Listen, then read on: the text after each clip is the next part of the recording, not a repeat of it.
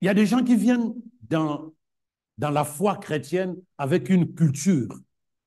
Donc, les Occidentaux viennent avec leur culture occidentale. Les Afro, que ce soit les Antillais ou Africains, ils viennent avec leur culture. Tu verras l'église où il y a beaucoup plus de Noirs, on parlera beaucoup sorcellerie. L'église où il y a beaucoup plus de Blancs, c'est-à-dire que les Occidentaux, on va parler plus dépression, on va plus parler psychologie. Parce qu'il y a la culture qui impacte la manière de croire. Ce n'est pas ce que la Bible dit, non. Ce que moi, j'ai appris. C'était mieux tout à l'heure. Ce que moi, j'ai appris. Ce que moi, je sais. De lorsque tu es pasteur d'une église où il y a plus de Noirs que des Occidentaux, ils attendent de toi que tu leur parles de leur oncle qui est sorcier.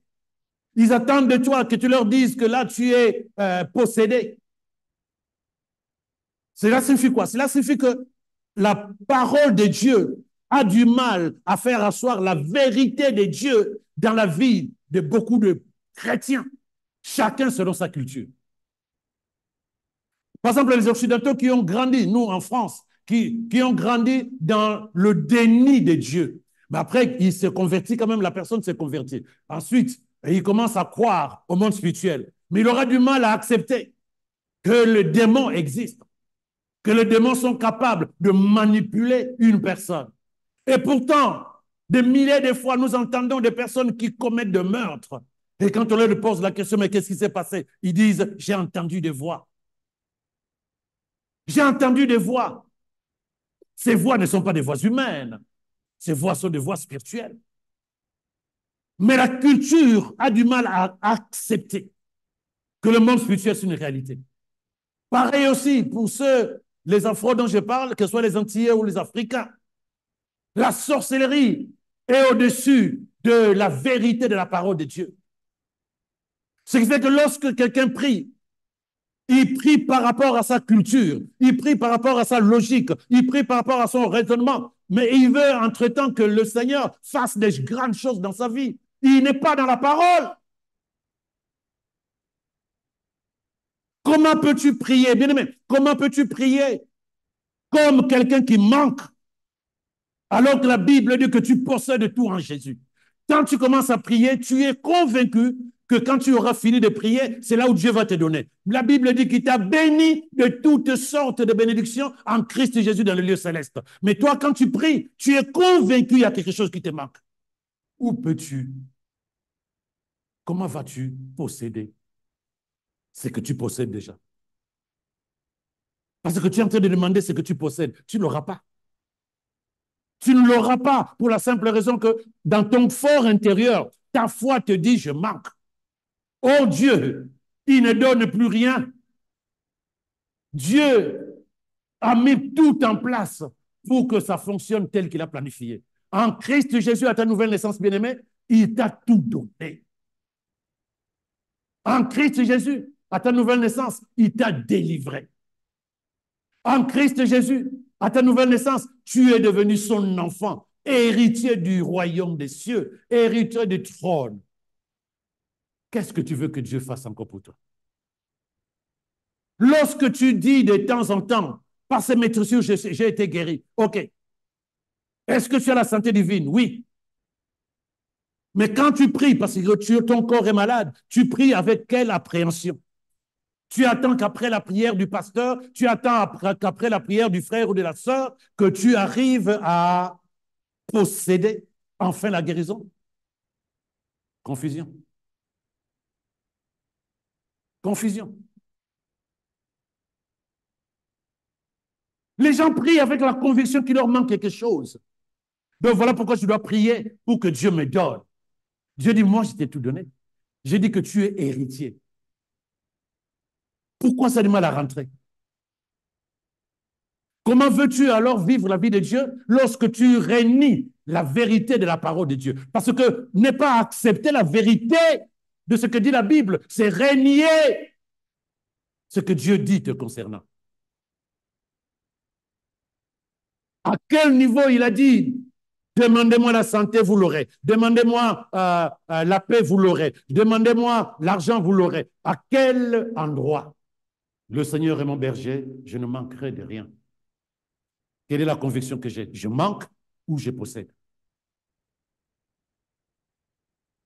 Je vous donne le pouvoir de marcher sur les scorpions et les serpents, ainsi que sur toutes les puissances du monde des ténèbres, et rien ne peut vous faire du mal. Pourquoi la peur du sorcier, des démons? Lorsque la Bible te dit que tu as le pouvoir sur le monde des ténèbres, c'est que tu redis la vérité de la parole de Dieu. Tu ne reflètes pas la vérité de la parole de Dieu. Il m'a dit que c'est son enfant. L'enfant de qui? Du Père. OK. Qui est-il? Le créateur de l'univers.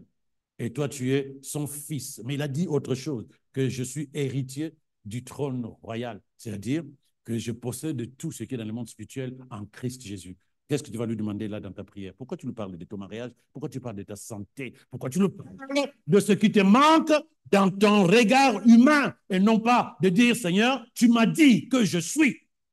Je me cale là-dessus. Avant même de commencer à prier, je sais qui je suis et ce dont j'ai besoin, c'est juste aller prendre et emmener dans ma vie. Quelle est la difficulté? Pourquoi nous prenons le plaisir de faire Dieu menteur?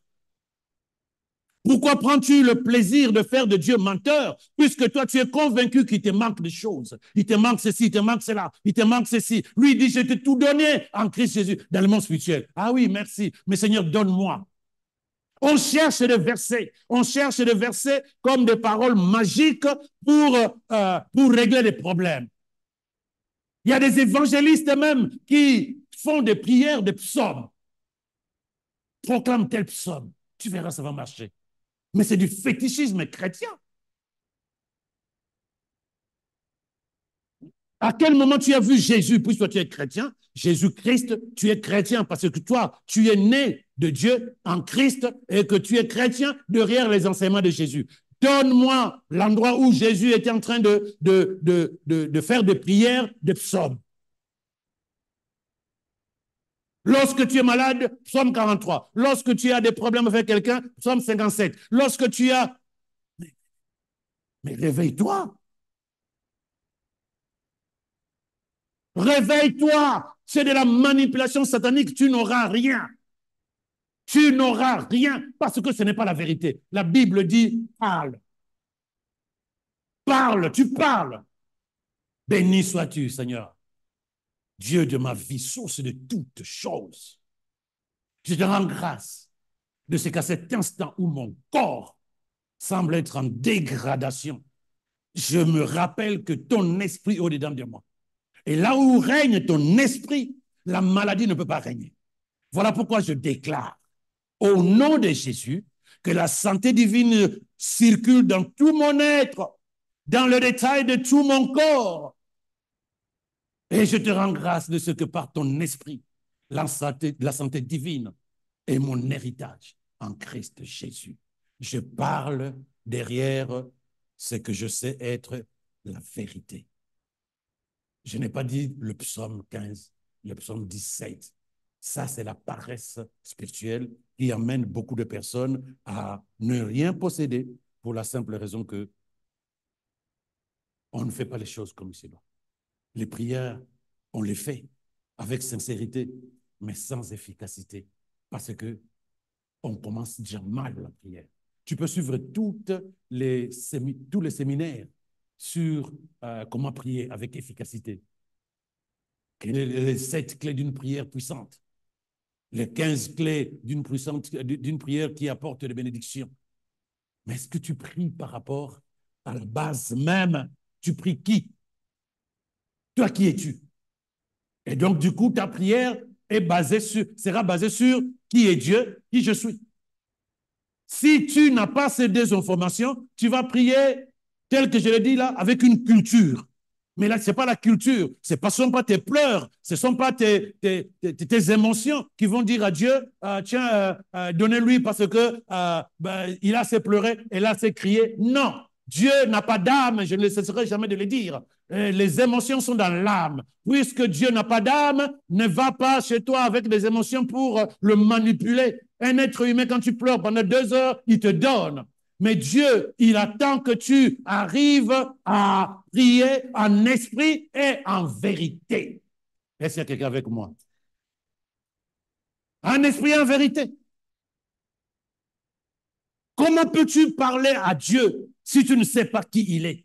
Comment peux-tu parler, converser avec lui si toi-même tu ne sais pas ce qu'il pense de toi, ce qu'il a dit te concernant? Tu vas lui demander quoi que tu as déjà?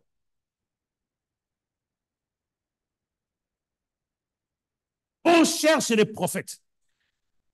On cherche des prophètes comme dans l'Ancien Testament. On cherche un Élie, un Élisée, un Ésaïe, un Jérémie, des personnes qui vont déclarer des paroles dans ma vie pour que les choses changent. Mais je suis désolé pour toi. Aucun homme ne va changer ta vie parce que tu es né après Jésus. Si c'était avant Jésus, ça passait. Mais toi, tu es né après Jésus. Cela signifie simplement qu'après Jésus, Dieu a changé de méthode. Il faut que tu crois en sa parole, que tu parles. Donc, si tu attends que les gens parlent, les gens vont parler, ils sont sincères. Et puis, surtout, il y a ceux qui se font payer. Je ne sais pas comment ils appellent ça, des consultations prophétiques. Donc, ils déclarent 3, 4 prophéties sur toi, tu donnes 500 € et tu attends que la prophétie se manifeste. Voilà Jésus. On cherche des gens pour parler pour nous, comme si on était dans l'Ancien Testament. Le chrétien du 21e siècle, il mélange tout. Il ne sait même plus qu'est-ce qu'il faut qu'il mange. Indigestion spirituelle. Il pense comme s'il était à la place de Anne. Il pense comme s'il était Job. Non, tu es enfant de Dieu. Anne n'était pas enfant de Dieu. Job n'était pas enfant de Dieu. David n'était pas enfant de Dieu. Moïse n'était pas enfant de Dieu. C'était des serviteurs et des servantes de Dieu. Toi, tu es enfant de Dieu, fils de Dieu. Il a dit, il t'a engendré. Tu es sorti de lui. Cela signifie que tel il est, tel tu es censé être. Pourquoi tu réfléchis comme tu étais encore dehors, alors que tu es dans la maison du Dieu Tout-Puissant? Je ne parle pas des bâtiments, je parle dans le monde spirituel. Comment peux-tu revendiquer la filiation spirituelle, la filiation divine? Tu ne crois même pas à ce que cela signifie. Essaye de penser que tu es le fils, la fille du président de la République. Essaye de penser à ça et vois ce que tu seras, ce que tu feras, comment tu te comporteras. Vois déjà, ça ce n'est qu'un humain. Maintenant, lorsque tu chantes matin, midi, soir, je suis enfant de Dieu, mais tu continues à penser que tu es limité, que tu n'as pas, que tu es impuissant, que tu ne peux pas, tu ne sais pas, que tu ne possèdes pas, que tu es pauvre, que tu es malade. Mais ça, ce n'est pas l'enfant de Dieu. Y a-t-il quelqu'un avec moi? Ça, ce n'est pas l'enfant de Dieu. Il y a des gens qui refusent, peut-être inconsciemment, ils refusent leur identité en Christ. Parce que lorsqu'ils prient, tu vois vraiment une personne qui se dit, je ne sais pas ce que Dieu a dit me concernant, mais moi, je sais que j'ai la galère, je ne suis pas bien, il y a des situations compliquées et j'ai besoin que Dieu m'exauce. Les gens attendent l'exaucement. Habakkuk 2, verset 2, ça nourrit les chrétiens. Mais ça ne te concerne pas. Ça ne te concerne pas. Habakkuk 2, verset 2, enfant de Dieu en Christ Jésus. Ça ne te concerne pas. Pourquoi? Pour la simple raison que la parole de Dieu est à l'intérieur de toi. L'Esprit de Dieu est à l'intérieur de toi. Marc 11, verset 23-24, il dit, si quelqu'un dit à cette montagne, à cette maladie, à ce problème, à cette situation, ôte-toi de ma vie, jette-toi dans la mer. 1, s'il ne doute pas dans son cœur. 2, s'il croit, mais sans hésiter, il croit que ce qu'il dit va s'accomplir, il verra la chose s'accomplir. Tu n'es pas Anne, tu n'es pas Moïse, tu n'es pas David, tu es enfant de Dieu en Christ Jésus. Si tu continues à prier comme Anne, oh Seigneur, mais voici, je viens, j'ai des problèmes. Dieu dira, ça c'est ton problème. Moi, je t'ai tout donné. Je t'ai tout donné. Tu n'as besoin que de déclencher la foi, de déclencher la foi pour que la parole qui est à l'intérieur de toi, parce qu'on t'enseigne, parce que tu as la Bible, que cette parole devienne ta vie. Mais tant que tu n'as pas cette vision et que toi, tu es toujours en train de copier Anne, de copier Moïse, de copier David, de copier je ne sais pas quelle autre personne dans l'Ancien Testament, tu oublies. Tu es en train de régner ton identité en Jésus-Christ. Bien sûr, quelqu'un qui est avec moi. Tu es en train de régner ton identité en Christ. Parce que lorsque tu diras que tu es enfant de Dieu, la première des choses, qu'est-ce qu'un enfant de roi est capable d'être et de faire avant que tu ne commences à prier? Avant que tu ne commences à prier, pose-toi la question, comment est un enfant d'un roi? Même dans le film, tu as vu ça. Donc, lorsque tu te lèves le matin, tu te dis, je suis enfant de Dieu. En tout cas, mon esprit est venu du Créateur. Mon corps de la terre, mais je ne suis pas mon corps. Je suis enfant du Créateur. Donc, je dois commencer à penser d'abord que je suis esprit et qu'à partir de là, je dois m'identifier comme une portion, une partie de l'esprit qui a créé l'univers. Donc, à partir de là, je ne regarde pas ma vie derrière le corps et l'environnement physique dans lequel je vis. Non, je regarde ma vie derrière la vérité de ce que Dieu dit que je suis. Si ce n'est pas le cas, tout ce que dit la Bible ne peut pas se manifester dans ta vie tant que tu n'acceptes pas le fondement, la fondation d'une relation entre l'homme et Dieu. Aucun homme ne peut voir Dieu. Aucun homme ne peut parler à Dieu si cet homme n'est pris pas avec son esprit dans la vérité. La vérité, c'est quoi? C'est la parole de Dieu. Ce n'est pas moi qui le dis, c'est la Bible qui le dit. Dieu est esprit, que celui qui veut l'adorer, l'adore comment? En esprit et en vérité, et non pas en émotion et en mensonge du monde. En esprit. Donc lorsque tu te lèves, Dieu est là, tu te dis, je sais. Je sais qui il est l'esprit qui a créé l'univers, il est là. Je n'ai pas besoin d'aller dans un coin, de me faire, tu sais pas quoi, il est là. Mais moi, maintenant, je dois sortir de ma conscience humaine pour pouvoir lui parler et comprendre ce qu'il me dit. Donc lorsque tu pries, tu n'attends pas que Jésus fasse pour toi. Jésus a déjà tout fait. Il n'aurait pas dit à la croix, tout est accompli. Il n'aurait pas dit à la croix, tout est accompli. Est-ce que tu crois que tout a été accompli par rapport à ce que toi, tu attends? Que ce soit ton mariage, tes enfants, que ce soit ta santé, que ce soit tes études, que ce soit ton travail, que ce soit les situations administratives ou quelles que soient les situations dans lesquelles tu as besoin que Dieu étende sa main, il a déjà tout accompli. Rappelle-toi, tout est dans la parole. Dieu ne donne pas de mariage. Dieu ne donne pas des enfants. Dieu ne donne pas du travail. Dieu ne donne pas un diplôme. Dieu ne règle pas des problèmes de gens. Non. Dieu donne sa parole et à partir de sa parole, toi, tu vas régler tes problèmes. Ça, c'est difficile pour les chrétiens. À partir de sa parole, que tu vas parler, que tu vas déclarer, que tu vas proclamer, que tu vas confesser, tu amènes la parole qui est vie à apporter la vie qu'elle contient dans ta vie.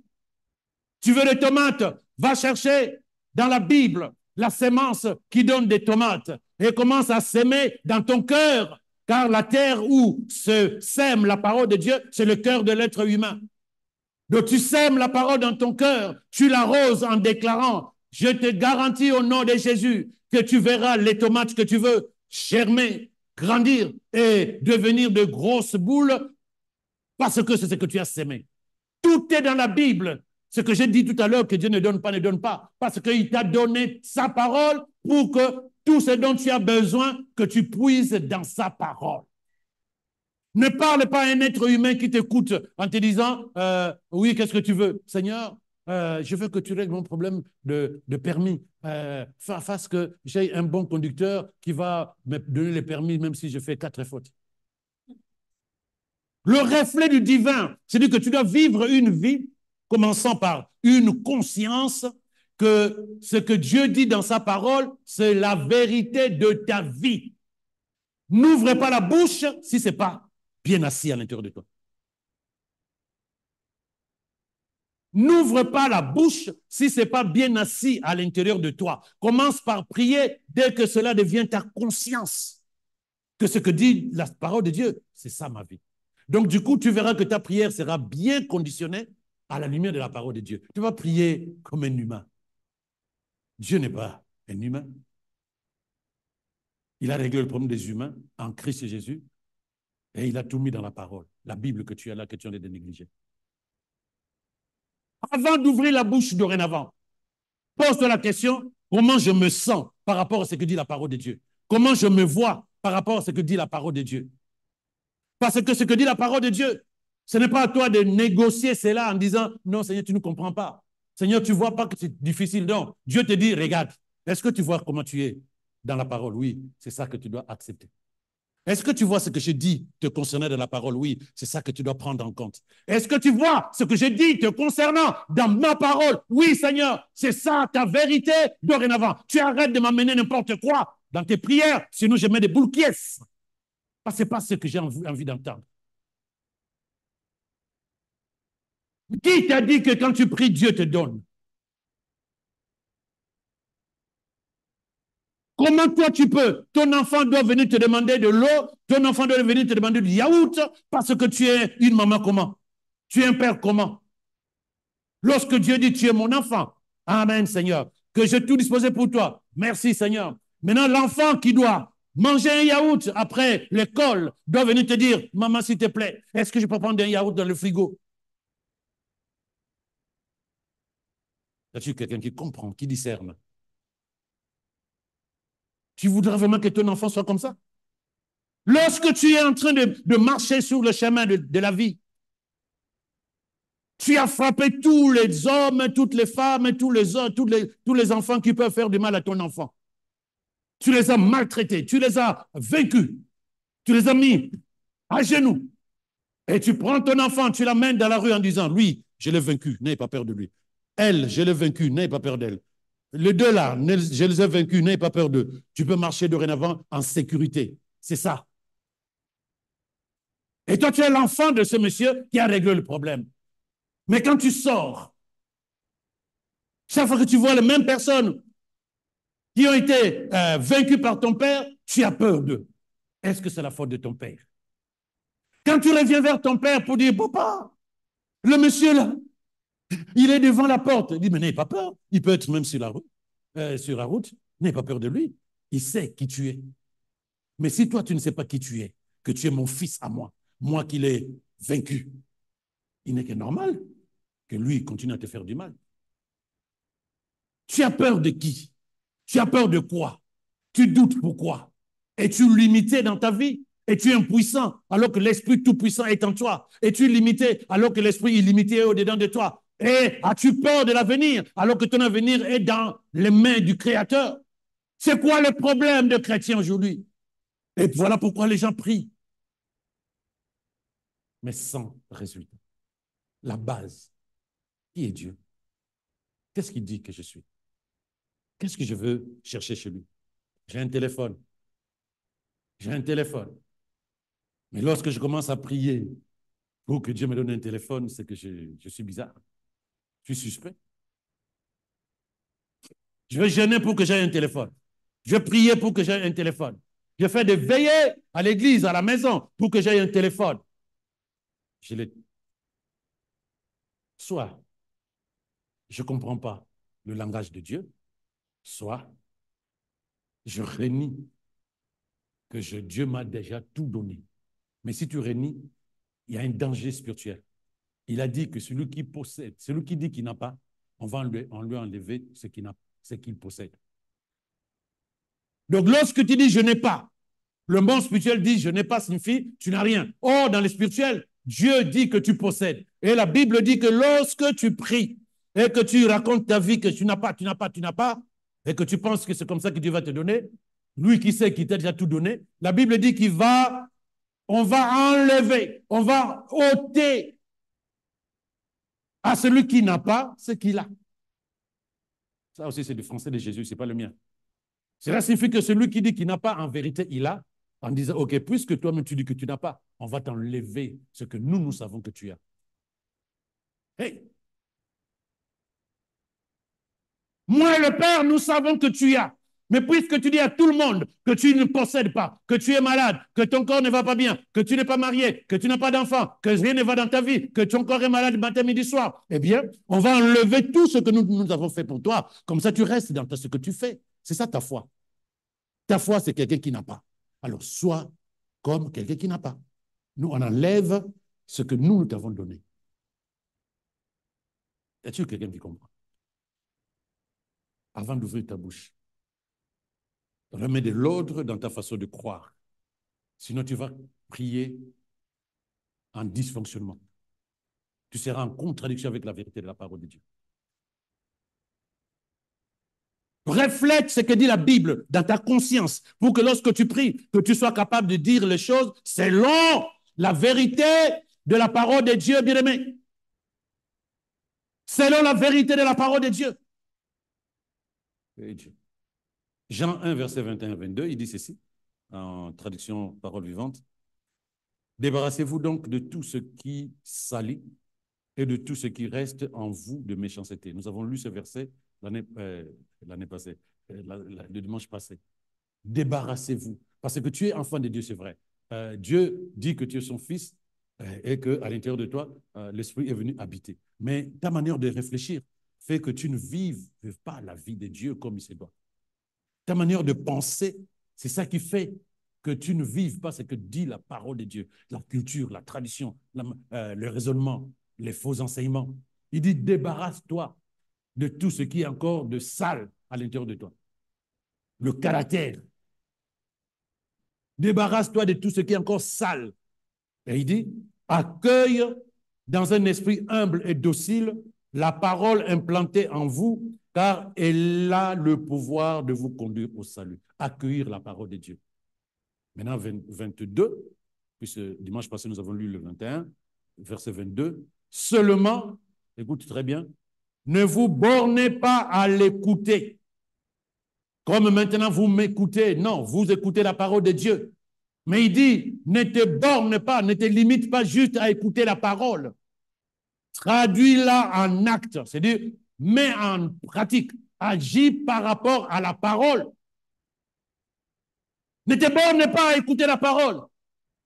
Traduis la parole en acte, sans quoi, écoute bien, sans quoi tu risques de te faire des illusions. En effet, si quelqu'un se contente d'écouter la parole sans y conformer ses actes, si quelqu'un écoute les enseignements sans les appliquer, il ressemble à un homme qui observe son visage dans un miroir. À peine est-il parti, il a déjà oublié ce qu'il a vu. C'est d'une tristesse quand tu lis ça. La parole de Dieu, c'est notre miroir. Tu allais même demander à quelqu'un qui a un miroir d'amener ça. Un grand miroir qu'on allait mettre là. Donc tu te regardes dans le miroir et tu dis, ah oui, c'est comme ça. Ok, c'est comme ça. Mais quand tu sors de là, pourquoi tu ne sais pas que tu es en vert, tu es en blanc, tu es en rouge? Tu es habillé comment? Je ne sais pas. Mais qu'est-ce que t'a dit le miroir? Ah oui, le miroir m'a dit que j'étais en bleu. Mais pourquoi tu as oublié? Quand tu vas te, comme on dit chez nous, quand tu vas te mirer, je ne sais pas si tout le monde le dit. Quand tu vas te regarder dans la glace, tu regardes que tu as une tache là ou une tache ici. Tu essaies d'enlever, ça ne passe pas. Mais tu dois quand même aller là où tu dois aller. Même quand le miroir n'est plus devant toi, le miroir t'a montré comment tu es. Et tu vas te comporter par rapport à ce que le miroir t'a montré. Tu vas tout faire pour mettre ta main de ce côté-là, pour que les gens ne te posent pas la question, qu'est-ce que tu as? Parce que tu as vu ce que le miroir t'a montré. Tu te comportes en conséquence. Lorsque tu es bien habillé, tu es devant le miroir et tu t'apprécies. Le miroir te dit, tu es le plus beau, tu seras le plus beau de la soirée. Il dit, mais oui, merci miroir. Toi, moi, tu sais faire les bonnes choses.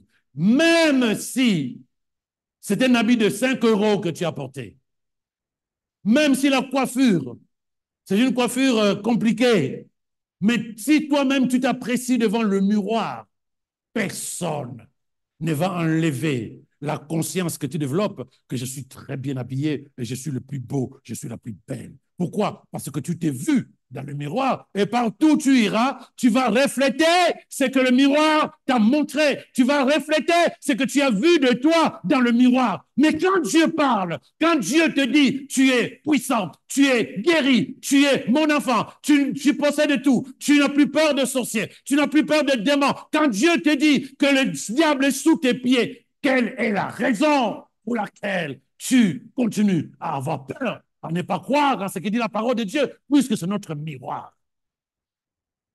Quelle est la raison? Nous ne reflétons pas la vie du miroir, c'est-à-dire la vie de la parole. Y a-t-il quelqu'un avec moi? Dans l'Ancien Testament, Dieu leur a donné des commandements. Ils devaient obéir aux commandements.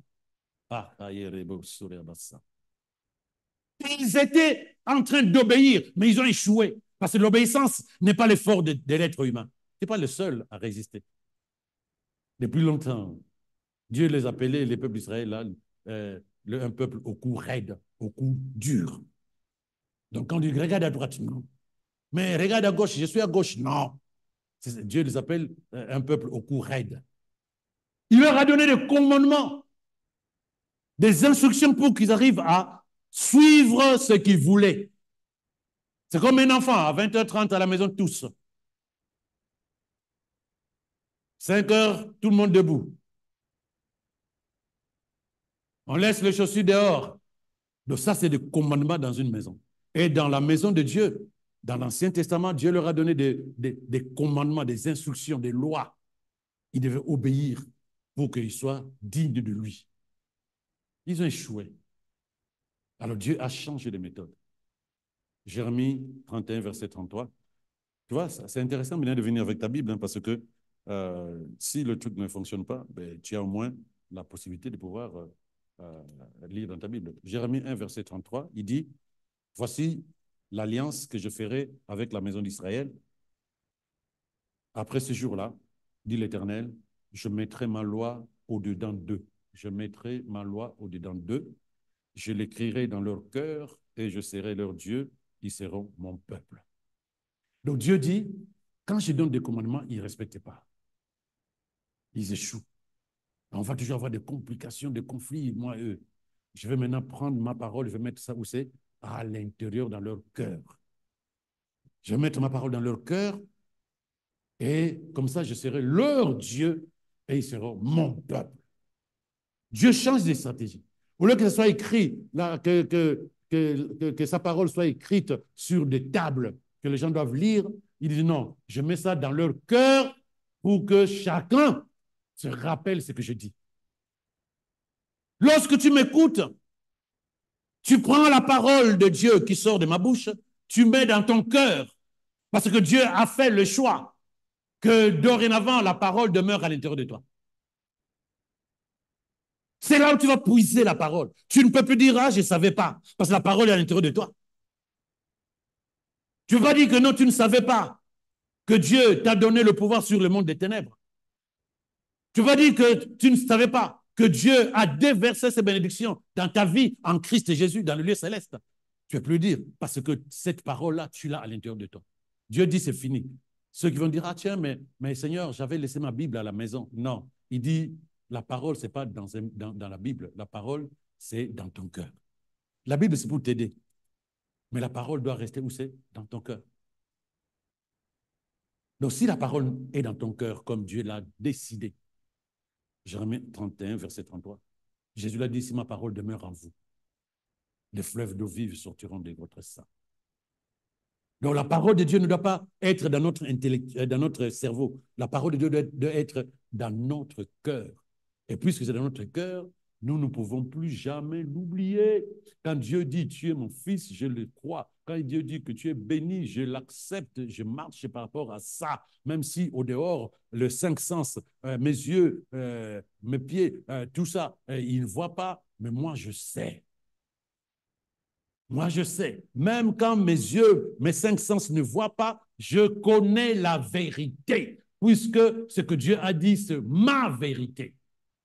Mais si tu dois avoir des problèmes, de doutes, de peur, de dépression, si tu dois avoir des inquiétudes, des angoisses sous couvert qu'il y a quelque chose qui ne va pas dans ta vie, cela signifie que tu regardes ta vie non pas avec la parole de Dieu, mais avec les yeux physiques. Cela signifie que la parole de Dieu qui est censée demeurer à l'intérieur de toi, tu n'as pas écouté ou vu ce que dit la parole de Dieu. Lorsque tu te culpabilises tout le temps à cause de ce que tu as fait hier, même si les gens te le rappellent chaque jour, c'est que tu n'acceptes pas. Et le Seigneur en qui tu crois, c'est celui qui a dit que les actes dont les ordonnances te condamnaient ont été déchirés. Pourquoi toi, tu continues à te culpabiliser? Pourquoi tu ne dis pas, puisque la parole de Dieu est dans mon cœur, je cherche de comprendre par rapport à mon passé qui n'était pas facile. Qu'est-ce que Dieu a dit? Et tu vois qu'il dit, moi, tes péchés, je ne me souviens plus. Comment il dit? Pardon. Je les ai oubliés. De toi, tu te présentes avec, ah Seigneur, je suis désolé encore pour en 45, franchement. Il dit, j'ai oublié. Ce n'est pas à toi de venir me rappeler ce que tu as fait, j'ai oublié. Donc, ce n'est pas à toi de continuer à te dire, si je ne reçois pas quand je prie, peut-être que parce que je suis une mauvaise personne, parce que Dieu, il n'aime pas les mauvaises personnes, ce que j'ai dit. Et tu continues à me demander pardon pour 10 000 péchés que tu as fait avant-hier. Comment tu peux dire, je suis enfant de Dieu, Dieu saint, et toi, tu te crois encore pécheur? Vous avez la même nature. Tu te rappelles de ce qu'il a dit dans 1 Pierre 1, 23? 1 Pierre 1, 23, donnez-leur ça. 1 Pierre 1, 23, en parole vivante, il dit, la sémence, je ne sais pas si moi je l'ai, moi je n'ai plus de... oui, je l'ai. 1 Pierre 1, 23, en traduction parole vivante, rappelez-vous que la sémence de vie par laquelle vous êtes nés de nouveau n'est pas de nature mortelle et éphémère, c'est une sémence immortelle. C'est la parole vivante et éternelle de Dieu. Donc tu as été créé au moyen de la parole. Dis Amen. Et ça aussi, les chrétiens ne comprennent pas comment Dieu peut me créer par la parole. Il a parlé et puis tu es né. Il a parlé. Il a dit, je veux créer Michel, je veux créer Marie, je veux créer le pasteur Pascal. Ouais, c'est ça qu'on appelle être né de la parole. Dieu a parlé. C'est sa parole qui nous a donné vie. Nos parents n'ont fait que nous former un corps. Mais l'esprit à l'intérieur, toi qui penses là, ça c'est Dieu. Il a dit, je veux créer Michel, je veux créer Marie. Voilà ce qu'on appelle être né de la sémence de Dieu, de la parole de Dieu. Il dit que cette parole-là ne peut pas pécher, que c'est la parole du Dieu créateur. Donc tu ne vas pas continuer à penser que tu es toujours dans le péché. Si toi tu commets des péchés, il faut te dire, c'est moi qui décide. Si tu continues à vivre dans le péché, c'est toi qui décides. Normalement, tu es capable de ne plus vivre dans le péché. La personne qui est ivrogne, qui aime bon, pas ivrogne, la personne qui aime l'alcool, la personne qui aime la cigarette, la personne qui aime la drogue, qui se présente devant un médecin qui lui dit cancer de poumon, ça a commencé. Cirrhose de foie, ça a commencé. Si tu n'arrêtes pas l'alcool, si tu n'arrêtes pas la drogue ou la cigarette, tu meurs avant la fin de l'année. Cette personne va dire quoi? C'est difficile. Cette personne va dire dès ce soir, déjà c'est fini. Nous sommes capables. Il n'y a rien qui est au-dessus de nous. Rien. Rien qui est au-dessus de nous. Surtout en Jésus-Christ. Donc lorsque tu continues à faire les mêmes choses qu'avant ta nouvelle naissance, c'est volontaire. Parce que tu es capable de dire j'arrête ça. Je dis lorsque tu continues à penser, à faire les mêmes choses qu'avant ta nouvelle naissance, c'est volontaire. Ce que le monde appelle le péché. C'est en fait des décisions que nous prenons juste pour faire ce qui nous plaît et non pas ce qui plaît à Dieu. Juste faire ce qui nous plaît et non pas ce qui plaît à Dieu. Parce que si nous disons que nous sommes enfants de Dieu, alors faisons tout pour que ce que nous faisons plaise à Dieu. Mais si toi tu dis je suis enfant de Dieu, mais j'ai du mal à lâcher la colère, j'ai du mal à lâcher les mensonges, j'ai du mal à lâcher l'impudicité, c'est toi. C'est toi qui décides, c'est tout. C'est toi qui décides. Quand tu sens que ce n'est pas bon, tu dis j'arrête. Lorsque tu vomis, parce que tu as eu une indigestion, tu cours dans les toilettes, tu vomis et tu tires vite la chasse. Parce que tu n'as pas besoin de voir ça, c'est sale. Mais quand tu vomis un caractère, quand tu vomis un comportement, quand tu vomis une situation, Pourquoi tu continues à tourner autour? Mais tu risques de reprendre ça.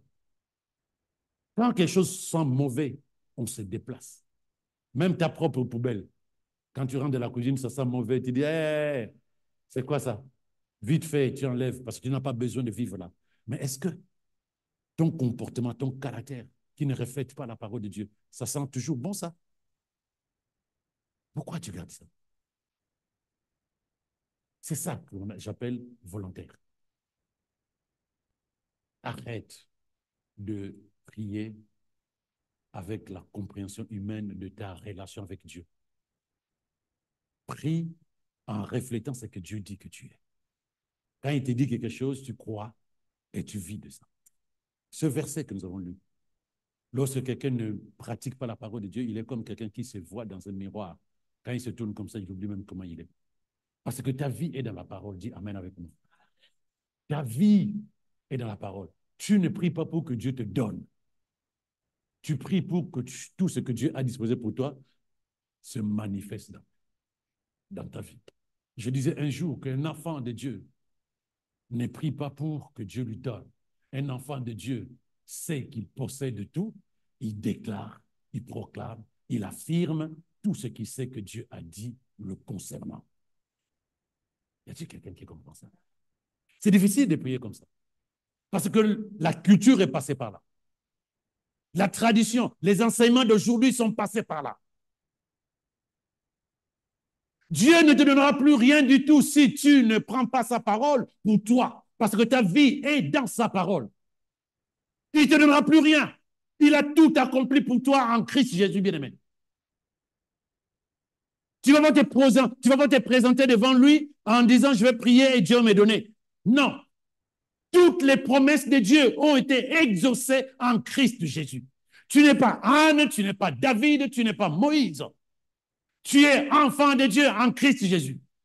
Cela signifie quoi? Que tout ce dont tu as besoin, toutes les promesses manifestées qu'il a fait, que Dieu a faites à Abraham, à Isaac et à Jacob et à tous ceux qui ont précédé, toutes les promesses sont accomplies en Jésus-Christ. Toi, tu dois te lever pour te dire, je suis enfant de Dieu, citoyen du royaume, héritier du trône royal, co-héritier avec Christ. Un héritier possède, un héritier possède, un héritier possède. Donc, il ne demande pas, il déclare, il affirme, il proclame, il confesse. Rien n'est seul. Même si tes sens te disent le contraire, toi, attache-toi à quoi? À ce que le miroir te montre. Je me mire. Je me présente devant la classe. Je me présente devant la glace. Je sais comment je suis habillé. Je sais que la cravate est bien calée. Et puis, j'arrive sur le chemin. Quelqu'un me dit, ouh là là, mais c'est pas joli comme tu t'habillais là. Je crois ce que j'ai vu ou je crois ce qu'on me dit. Accepte ce que dit la Bible.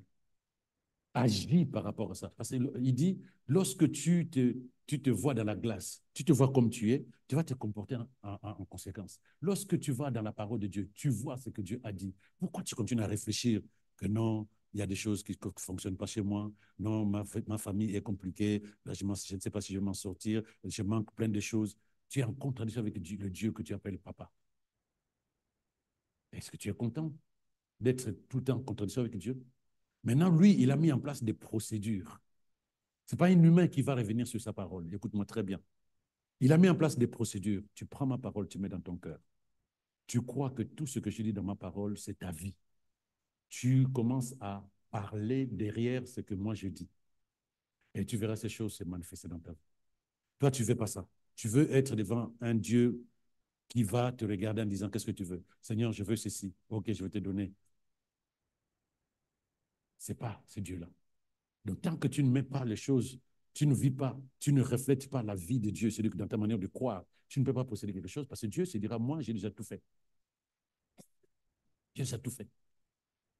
J'ai déjà tout accompli, j'ai déjà tout fait. Ta vie, celle que tu cherches là, la situation dans laquelle tu te trouves, regarde ma parole, prends un verset, déclare, affirme, crois et vis. Il dit, si tu ne pratiques pas, tu es comme quelqu'un qui s'est vu dans le miroir et qui, aussitôt quand il se détourne, il oublie ce qu'il est. Tu crois en la parole de Dieu. Sur quelle base? Sur ce que Dieu dit ou sur ce que les hommes disent? Voilà l'intérêt même de méditer la parole de Dieu. Ça va te dédouaner d'écouter les gens qui racontent n'importe quoi. Ça va te dédouaner. Tu ne vas pas courir derrière des gens qui vont te parler français, anglais, ou wallon, flamand, tout ce que tu veux, parce qu'ils sont censés connaître l'histoire de ta vie. Prophétie. Moi, je crois prophétie. Nous sommes au moins de la prophétie. Mais ça ne signifie pas que tout ce que les gens te disent, si tout le monde comprenait une langue ici, j'ai une prophétie qui est là-dedans dans mon téléphone, quelqu'un qu'on a prophétisé, ça te fait mal au cœur. Toi, tu aimes ça. Que les gens racontent leur vie sur ta vie à toi. Ça ne développe pas la foi. Ce qu'on te raconte, ça te rend malheureux, ça te rend triste, ça te fait peur. Parce qu'on va te dire, c'est un tel qui fait ça. Tu es comme ça parce qu'un tel. Tu es comme ça parce qu'une telle. Et du coup, au lieu que la foi se développe, tu as peur. Tu as peur. Maintenant, ceux à qui on dit, tu seras une grande servante, tu seras un grand serviteur de Dieu, tu auras de l'argent, tu vas avoir des entreprises. Mais ces gens-là, on ne leur dit pas que tout cela, tout le monde peut l'avoir. Mais que toi, si le Seigneur veut que tu passes par là, tu es censé. Puisque si un prophète parle de ton avenir, cela signifie quoi? Cela signifie que Dieu lui a dit, rappelle à ma fille, à mon fils, ce que je suis capable de faire dans sa vie et ce que j'ai envie de faire dans sa vie si elle marche derrière ma parole. Mais ce n'est pas parce que quelqu'un a parlé de ta vie demain que tu n'as plus rien à faire. Non. Si c'est Dieu qui a révélé ton avenir, alors tu dois plutôt davantage être attaché à la parole de Dieu. C'est pas, oh, on m'a prophétisé, je serai un grand homme de Dieu. On m'a prophétisé que je me marie avec un blanc. On m'a prophétisé que j'aurai de l'argent. Donc, du coup, je reste là et j'attends que ça arrive. Nada. Nine. Mais c'est ça, mon peuple périt parce qu'il manque quoi? La connaissance. La connaissance, c'est la parole de Dieu. La connaissance, c'est la parole de Dieu. On, on te révèle ton futur si la personne qui a parlé est réellement dans la pensée de Dieu, si réellement c'est un serviteur de Dieu, si réellement il ne te raconte pas sa vie. Tu ne dois pas rester là en disant, on a prophétisé sur moi, ça me suffit. Non, cela t'amène davantage à t'attacher à la parole de Dieu, puisque si Dieu doit faire quelque chose concernant ce qui t'a été révélé, c'est dans sa parole que ça se trouve. Et toi, tu dois être davantage conseillé par qui? Par la parole et l'Esprit de Dieu. C'est pas non, c'est bon. Maintenant, pour ceux et celles qui aiment bien écouter, qui a mangé mon projet, qui m'a maudit, qui a détruit mon mariage, qui a fait que je n'ai pas des enfants, si tu écoutes ça, tu n'auras plus foi en Dieu. Ce sont des messages de peur, de haine, de violence. Lorsqu'on te dit qu'un tel a fait ça dans ta vie, tu n'aimeras plus ces gens-là.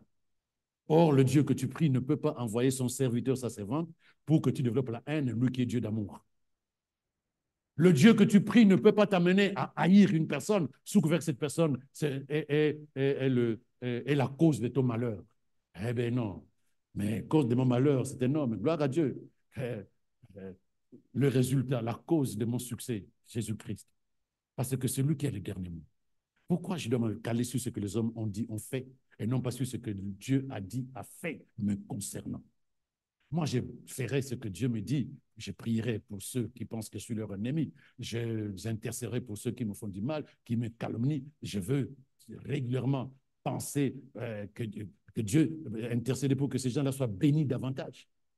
Je ne veux pas chercher leur mort. Parce que lorsque quelqu'un meurt, ça ne signifie pas que l'esprit qui était derrière meurt. Non, l'esprit ne meurt pas. L'esprit va trouver une autre enveloppe pour continuer à te faire du mal si c'est vrai. Donc toi, tu es mieux en Christ Jésus. Reflète la vie de Dieu. Ah oui, on a maudit. J'ai vu même quand il avait ton peigne, il avait ton sous-vêtement, il a donné au féticheur. Et puis le féticheur a dit, plus jamais elle n'aura ceci, plus jamais elle fera cela. Ah, ah, ah, ah, ah, ah. Tu as dit gloire à Dieu. Pourquoi tu dis gloire à Dieu? Parce qu'il y a deux raisons. Un, cette personne-là qu'ils ont attaché, c'est pas moi. Moi, ma vie est cachée en Jésus. Je suis dans la Bible. Colossiens 3, verset 3. 2. Les esprits mauvais qu'ils ont invoqués là, ils sont sous mes pieds. Ils peuvent me faire du mal. Ils ont peur de moi. Je suis dans la Bible. J'ai le pouvoir sur eux. Luc 10, verset 19. Donc, je suis dans la parole de Dieu. Je reflète le comportement, l'attitude de celui qui sait ce que Dieu a dit le concernant. Donc, lorsque je vais prier, je ne prie pas, Seigneur, tu as entendu ce qu'on a dit? Franchement, moi, j'en ai marre. Seigneur, viens seulement me chercher. Ou bien, sinon, tue-le. Ah ouais. Je crois que Dieu va les tuer. Dieu attend qu'ils se convertissent. Toi, tu vas faire tuer quelqu'un à cause de tes intérêts personnels, à cause de ton ignorance. Parce que ça, c'est l'ignorance. Dieu ne tuera personne pour toi.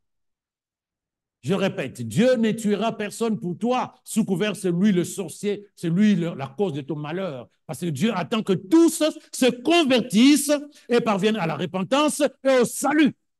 Mais c'est plutôt toi qui vas fouetter parce que tu es ignorant en tant que son enfant. Tu sais ce qu'il a fait en Christ Jésus. Pourquoi tu te comportes comme si Jésus n'a rien fait pour toi? Pourquoi tu as peur? Pourquoi tu as honte? Pourquoi tu penses que tu es limité? C'est lui, c'est toi plutôt qui dois fouetter si tu dois fouetter quelqu'un. Mets-toi ça dans ta tête. Les sorciers, les démons, de toute façon, ils sont déjà condamnés pour l'éternité. Mais un être humain qui utilise la force démoniaque, mais Dieu n'a pas besoin de le tuer. Sous couvert quoi? Il ne veut pas lâcher. Continue à intercéder. Continue à intercéder.